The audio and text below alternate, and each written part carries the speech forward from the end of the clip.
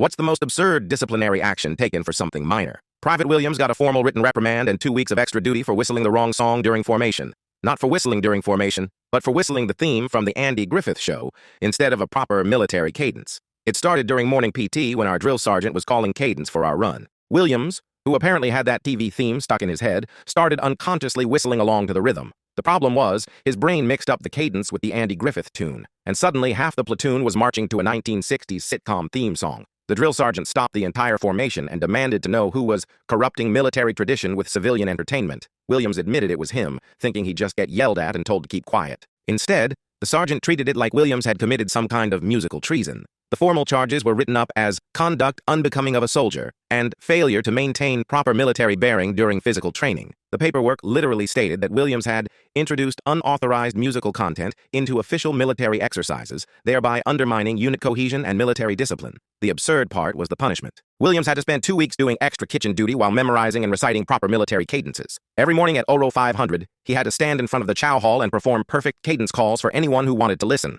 But it gets worse. The company commander decided this was a teaching moment and made Williams research the history and significance of military cadences. He had to write a 5-page essay about the importance of traditional military music and present it to the entire company during our next safety briefing. Williams's presentation was actually pretty good, but the whole situation became legendary throughout the battalion. Other units started requesting copies of the Andy Griffith incident paperwork because they couldn't believe someone had been formally disciplined for whistling a TV theme song. The final insult came when Williams's disciplinary record followed him to his next duty station. His new first sergeant pulled him aside and said, "Son, I've seen soldiers get written up for fighting, drinking, and going AWOL, but you're the first one I've met who got in trouble for whistling. What the hell is wrong with you?"